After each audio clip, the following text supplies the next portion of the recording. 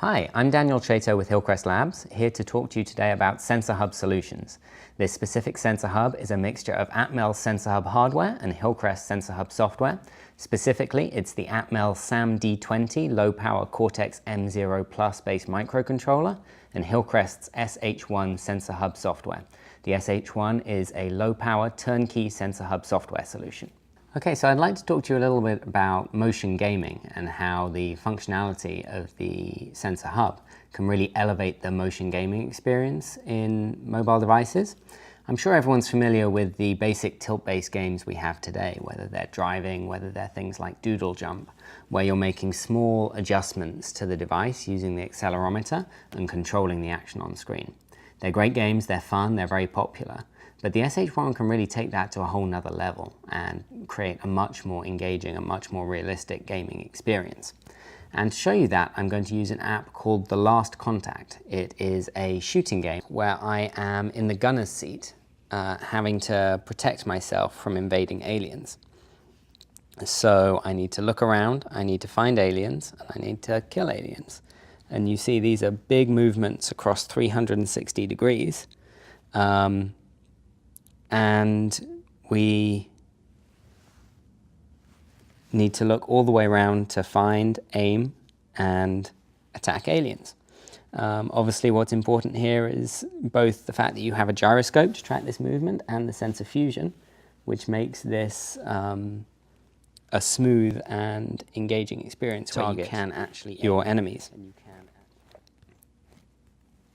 Okay, so at the moment there aren't many Android games which use this gyroscopic and this sensor fusion functionality to give the engaging and entertaining experiences that you can have with it, and that's because gyroscopes haven't featured in that many Android phones. However, the penetration is increasing every year, and as we see more phones with this capability, it's almost certain that app developers are going to take advantage of this extra functionality, this extra enjoyment they can have to create more engaging and better games for their platforms. So once again, this was Daniel Chato with Hillcrest Labs demonstrating the SH1 sensor hub from Hillcrest and the Atmel SAM-D20 Cortex M0 Plus based microcontroller from Atmel. Thank you very much for watching.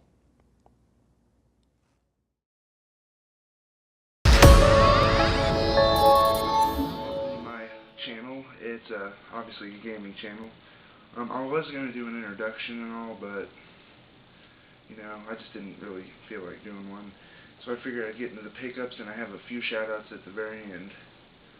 Alright, so my first pickups will be for the PlayStation 1, and all of them were $2. I got the long box version of Loaded, Tomb Raider Chronicles, a black label copy of Spyro, Contra Legacy of War, Advanced Dungeons & Dragons Iron and Blood, a weird fighting game, Riven, the sequel to Myst, underrated, The Legend of Dragoon, Greatest Hits, Final Fantasy VIII,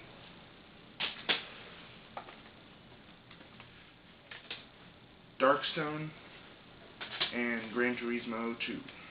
I'm not a big racing fan, but you know, it was the last of their PS1 titles, so I just picked it up with it.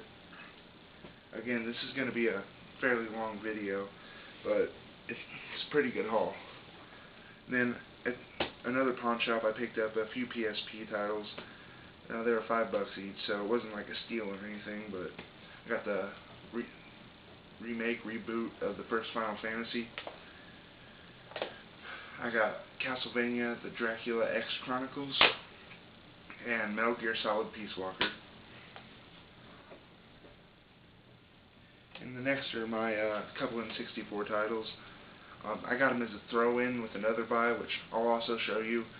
But it is Jet Force Gemini, Ultimate Floyd 1. I was talking to him because I hadn't played it at that point, and it's in one of his permanent rotations, so I put it in, played it, and it's actually quite fun.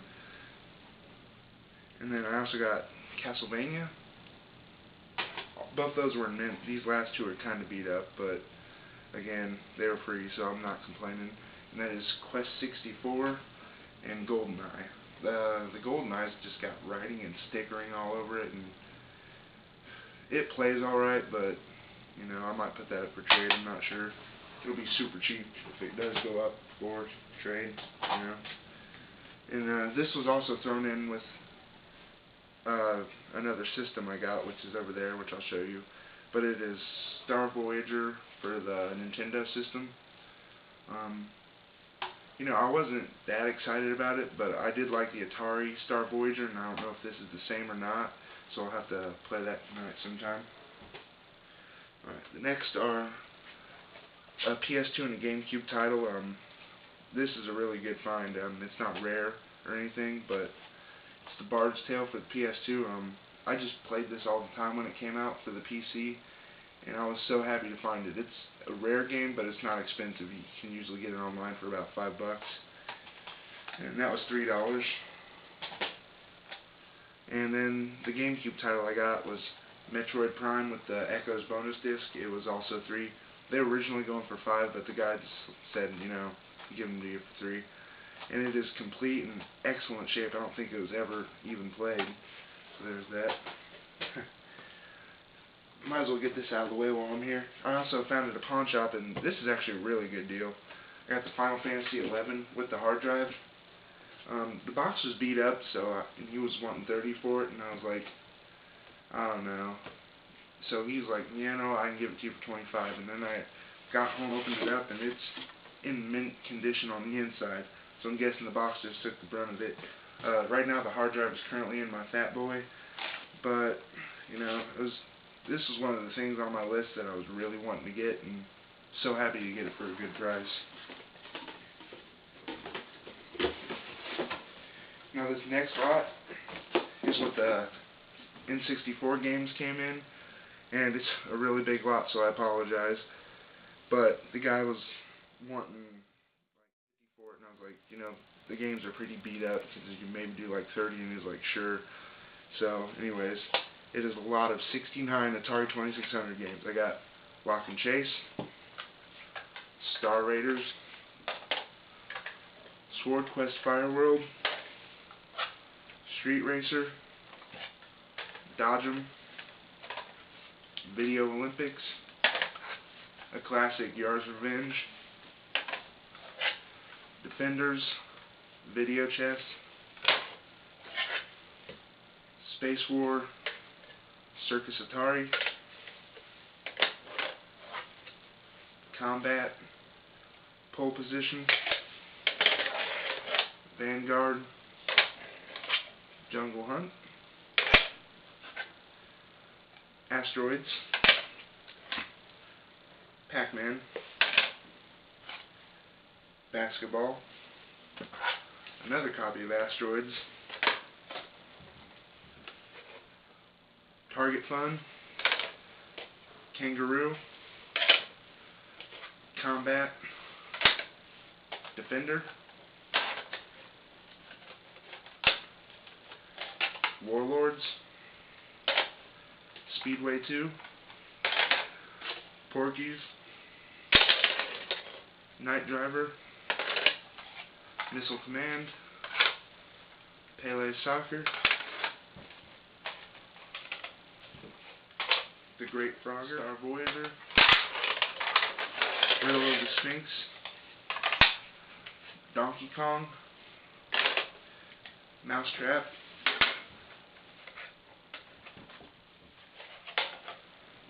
Planet Patrol, Gangster Alley, Pitfall 2: The Lost Caverns, Kaboom, 2 California Games,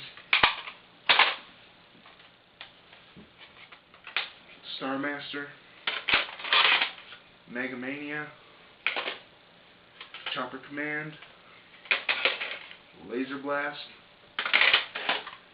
Freeway, Skiing, which the label's torn, but I'm not too worried about it. Stampede, the label's coming off. Keystone Capers, Combat without a side label, Video Pinball, again without a side label. I'm guessing pinball from the name of it, but again it doesn't have one. Space Invaders. Spot Racers, another Video Olympics. Miss Pac-Man, another Space Invaders. Maze Craze, the game that almost killed the video game market, E.T. Outlaw, Pac-Man, another Missile Command, Berserk, Sword Quest, Casino, Berserk, Warlords, Surround, and Air-Sea Battle. Now, I tried to just go through all of them really fast because obviously it's a lot of fucking games. But $30, you know, I tested them all out. A couple of them I had to take apart. One I took apart, found a dead cockroach in it. But took a couple apart, cleaned them out, so they all work now. There was only about 3 or 5 that I couldn't get to work, so I had to take them apart and clean them. But the guy, why I really wanted this. Now I already had one, but this one's in a lot better condition. You know, it cleaned up very nice, and that is an Atari 2600, 4-switcher wood grain. You know, this replaces my heavy 6er, so that's always good. But I got this, a gem stick, yeah, 2 actual Atari joysticks,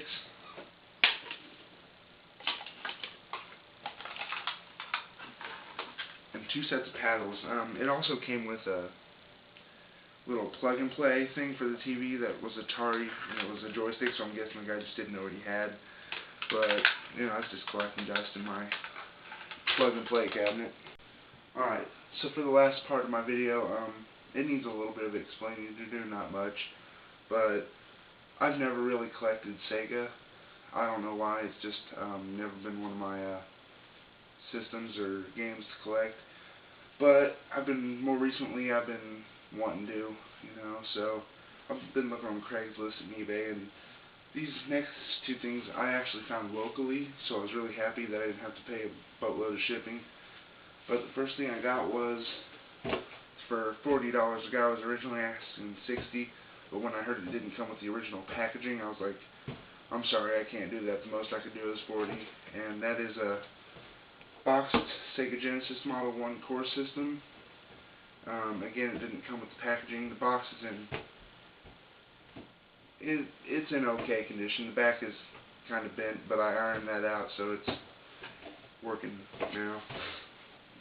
But anyways, here's the system. It's nice and clean. There's a little scuff in the Genesis there. It was pretty dirty, so I took it completely apart, cleaned the motherboard. I don't know if you can see in there, but it's been 100% cleaned up. Pins cleaned and everything, so it looks brand freaking new right now, so I thought it was a pretty good deal for $40. And it came with the cords, but it's already hooked up right now, so I didn't have time to show them. It also came with 2 controllers. They're the 3-button ones. They're in pretty good shape. I wanted at least 1/6 one, but the guy said he didn't have any, so oddly enough, this came with that NES title. I don't know why, it was just in the box with it, but there's that. And came with no Genesis games, so I went to the pawn shop and found a pretty good deal on them. The guy was wanting 5, but I talked him down to 2 because I was like, you know, I just got the system, I don't really know what I want for it yet. So the first game I knew I wanted, because everyone needs to have it for the Genesis, and that is Sonic the Hedgehog. This was the only card-only one I got. The next one was Street Fighter II Special Championship Edition. It is in spectacular condition. Comes with everything, the registration cards, the cart's in mint condition, no scratches, no scuffs, case looks flawless. It always vouched by man. The next game I got was Biohazard Battle. It's in pretty rough shape, the cart and everything else with it. When I opened it up, I also found this. It came with the Primal Rage manual, so if you need one, just hit me up. If you pay for shipping, it's free. So, but anyways, there's that. Then I got Echo, the Tides of Time. Again, amazing condition. Just spectacular condition, really. So I'm gonna have to go to that pawn shop and pick up some more later this month. And then this one was just beat up condition, but you know, I like Family Feud, so this is a no-brainer. It looks like someone spilled coffee on the cover art, so the actual cart and the manual are in mint condition, so I guess I'll just print out another one for that if I need to. Alright, so this next one was truly one of the best deals I've ever found on Craigslist when it comes to consoles anyways. This guy didn't have a price on it, he just had the $1 thing, so I thought I'd start off low and see how high he wanted to get. And oddly enough, the first offer I put out there, he's like, sure, no problem. And that is a complete in-box, original packaging and everything, Dreamcast. Spectacular condition. As you can see, the box is in very good shape. There's one little ding right there, but that was from me.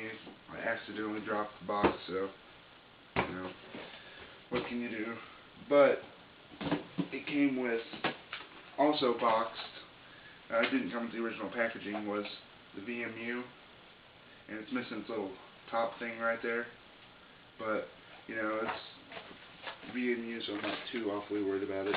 The controller, as you can probably see, amazing condition. I actually had to open it out of the original packaging to get to it, so I don't know if this guy just bought an aftermarket controller before he bought the system or what, but that was completely packaged up in the clear with the red writing on it, so that was pretty cool. The system itself is in amazing condition. One of the only few systems I bought that I just didn't touch cleaning wise because it did not need it whatsoever. So that was pretty cool. Another cool little thing, the guy included with this the original receipt. I don't know why, but that just made the whole transaction worthwhile, that he actually had the receipt from, where is it at? December 9th, 2001. So that was pretty cool. And he threw in some games with it, and all these untouched cases are mint condition. I mean, this guy really takes care of his stuff, and he has some more stuff I'm going to pick up from him next week when I get paid. But first one is Sonic Adventures. Comes with the bonus disc. This is the one that was bundled with the system, I do believe. Sonic Shuffle, kind of Mario Party-ish. It was enjoyable, but definitely one of the oddball titles. MSR Racing. I'm not a huge racing fan, but, you know, from what I did play of it, it was pretty good.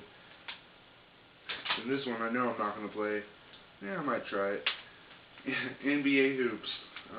Not a big basketball fan, so that one will probably just either sit on the shelf or I'll trade it in for something like Crazy Taxi.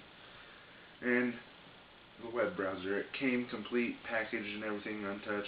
But I opened it up because it had Sega Swirl on there, and I wanted to try it out. It's a pretty fun arcade game, so really happy to get this lot, and hopefully I'm really wanting to collect for Sega, so I'm wanting to get a Saturn and a Master System. So if you know anyone that has one up for trade or sale or broken ones, I do repairs. So anyways, I want to thank you for watching my channel, watching my video. I know I'm not going to have a lot of views right away, probably only the people I give shoutouts to, but anyways, thank you for watching. The shoutouts I do want to give to are Asian Sleepy, JHDMF, Old School Brian, Ultimate Floyd 1, and if I missed you, I'm so sorry. If I'm subscribed to you, just tell me below, and in my next video I'll give you a shout out, but it's 3 in the morning, so my brain's not all there. But anyways, thanks for watching. I hope you enjoy. Stay true.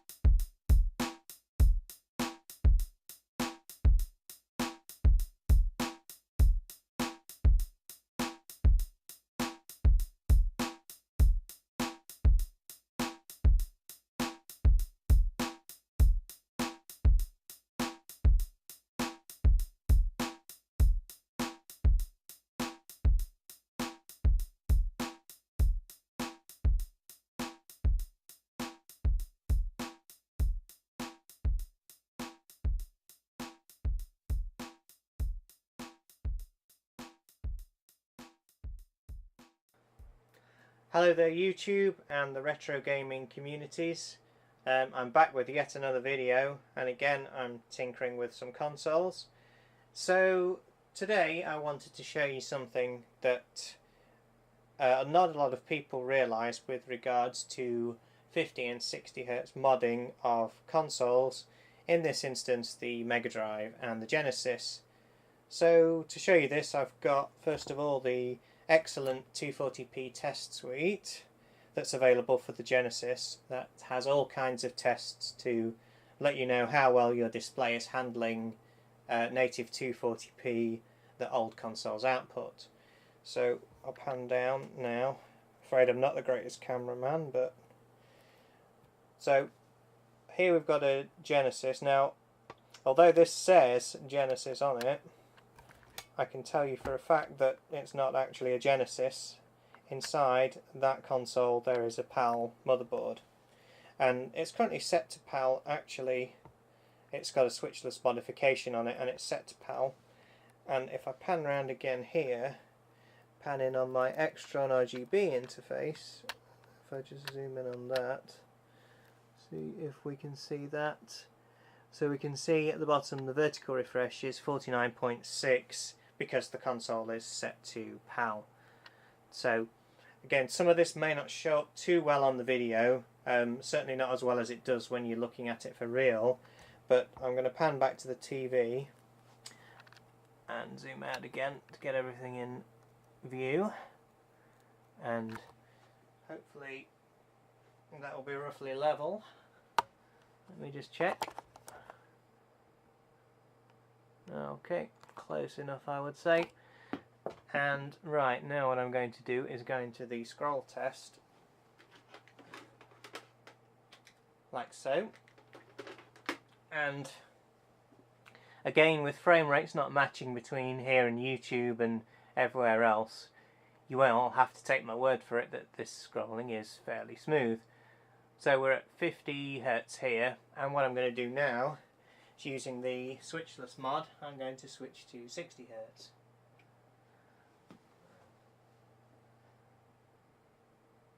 Okay, so having switched to 60 Hz, the scrolling probably still looks smooth to you, but to me I can tell you that it's definitely not. Now I'm just going to leave that for a couple of minutes, and you should be able to see these white streaks going across the screen.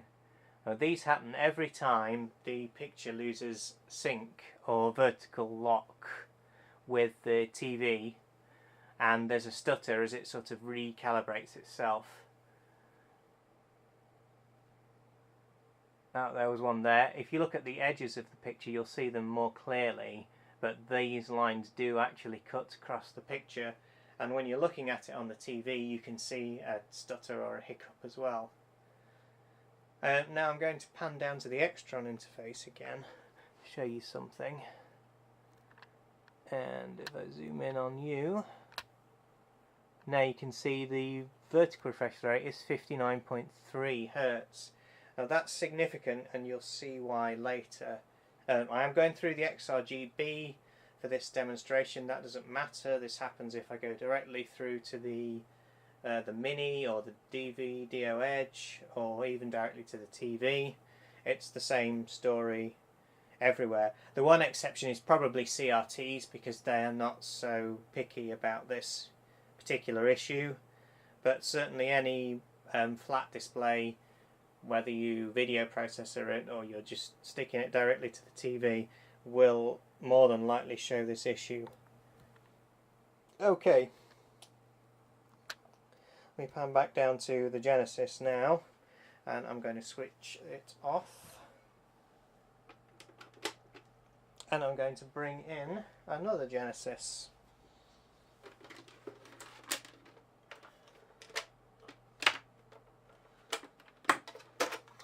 A little bit of unplugging to do. I'm going to keep that in shot so that you know there's no trickery going on here. Something's wrapping inside this one, I don't know what, but I'll take a chance. I'll open that up later. Right, so same SCART cables, same everything, just a Japanese spec Sega Mega Drive this time, rather than a PAL Genesis in disguise, as it were. Although it said Genesis, as I said, it was actually a PAL motherboard. So, flick this one on. Now this one doesn't have a 50-60 Hz switch, so pan back round, got the other drive in there, same as before. Notice now that the vertical refresh rate is 59.9, which is a lot closer to the NTSC spec, and that's significant.